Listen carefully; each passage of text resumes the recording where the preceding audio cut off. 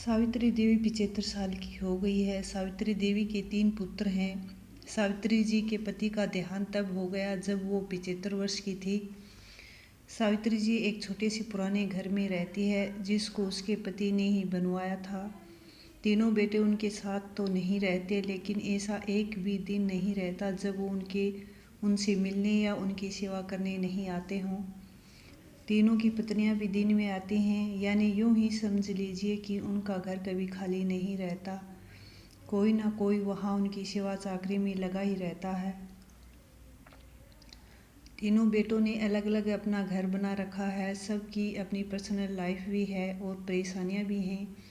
आदमी चाहे कितना भी बड़ा बन जाए, उनकी परेशानियां कभी कम नहीं होती। अमीर से अमीर इंसान को भी यह परेशानियां होती हैं कि वो अमीर कैसे बना रहे। तीनों बेटों ने कई बार जिद भी की कि माँ उनके साथ जाकर वहाँ रहे, लेकिन उन्होंने कहा कि वो यहीं रहेगी। उसी घर में उन्हें और कहीं चैन नहीं आता है। आप ऐसा बिल्कुल मत सोचिए कि ये तीनों बेटे बड़े सुपुत्र हैं, इसलिए यह अपनी माँ की सेवा में लगे रहते हैं। तीनों बेटों को उनसे ज़्यादा प्यार या लगाव भी असली वजह कुछ और है। वजह है उसकी माँ का एक बड़ा लकड़ी का संदूक जिस पर ताला लगा है। यह संदूक इनके जीवन में बहुत अहम भूमिका रखता है। इस संदूक के अंदर क्या है और कितना है, ना तो इन तीनों बेटों को पता है और ना ही इनकी पत्नियों को। बस जब से पिताजी गए हैं, माताजी को इस संदूक की रक्षा करते देखा है, इसलिए इन सभी ने अपने अपने अनुमान लगा रखे हैं। ना ही अनुमान बल्कि इन्होंने तो एक आस लगा रखी है कि इस संदूक में खुलते ही यह क्या क्या करने वाले हैं। सावित्री जी उस संदूक को छोड़कर कभी नहीं जाती। कभी जाती भी तो अपने कमरे में बड़ा ताला लगा कर बाहर निकलती। वो सिर्फ थोड़ी देर के लिए ही वापस आ जाती।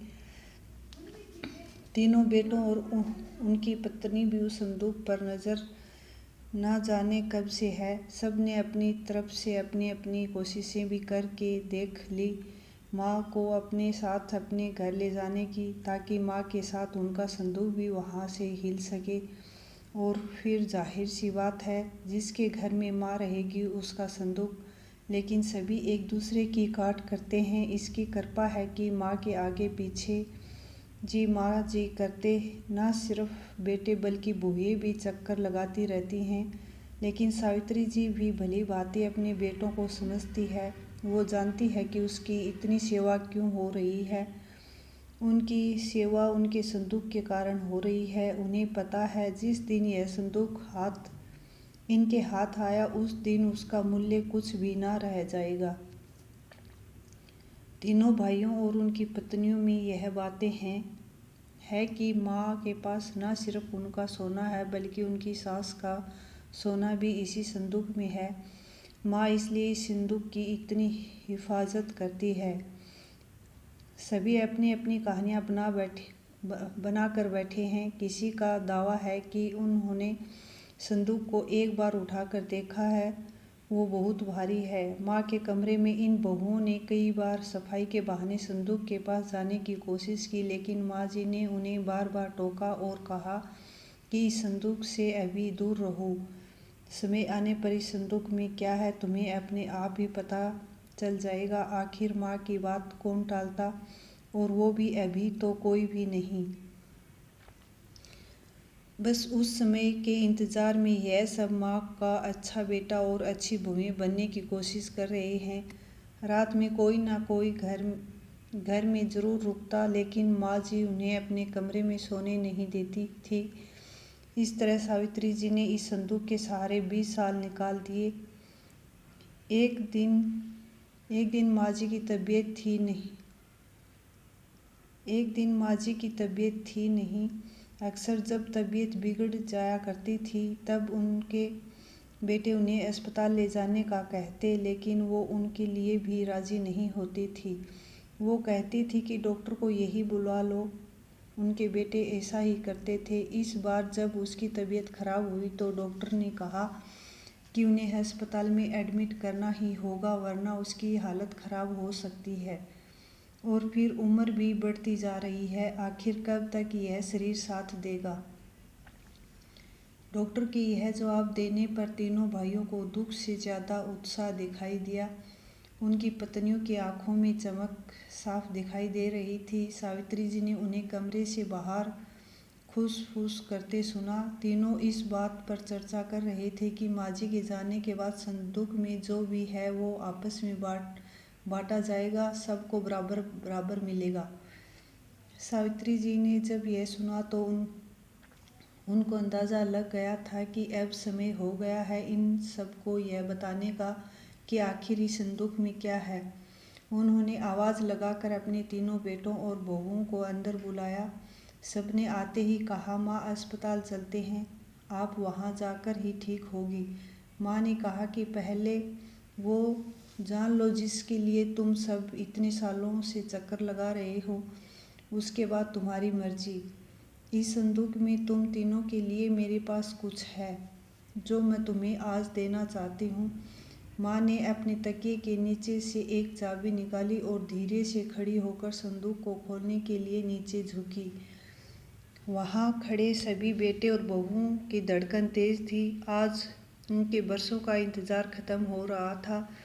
माँ ने संदूक एक खोला। संदूक में 3 अलग अलग कपड़ों में लपेट कर कुछ रखा हुआ था। सबकी आंखें बड़ी आश्चर्य के साथ उस संदूक की ओर ही थी। माँ ने कपड़े में लपेटा हुआ सामान आकर उठाने को कहा। तीनों बेटों ने एक एक सामान उठा लिया और उसे खोल कर देखा। कपड़ा खोलते ही कमरे में मौजूद हर एक इंसान का मुँह फटा रह गया। उन कपड़ों में से निकला एक भारी पत्थर। तीनों के हाथों में था एक एक पत्थर। यह क्या माँ, इतने दिनों से तुम इन पत्थरों को संभाल कर रखी हुई थी और हमें बेवकूफ़ बना रही थी। हमने सोचा तुमने गहने संभाल कर रखे हैं।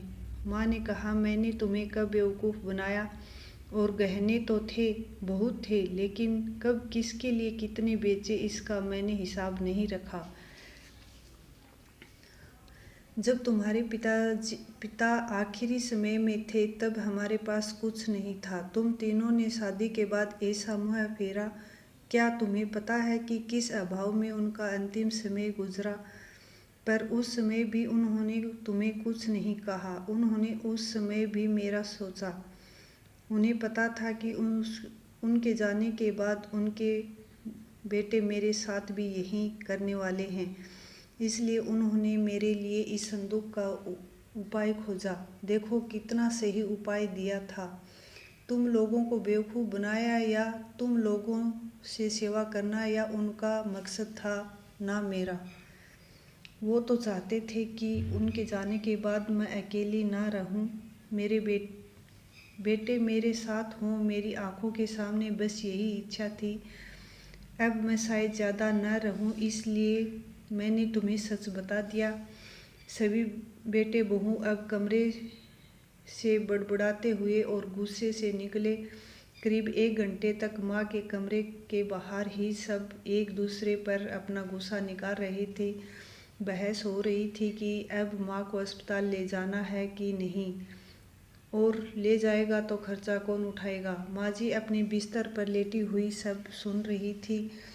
आपको यह कहानी कैसी लगी कमेंट करके ज़रूर बताएं। ऐसी अच्छी अच्छी कहानियाँ सुनने के लिए चैनल को सब्सक्राइब ज़रूर करें। धन्यवाद।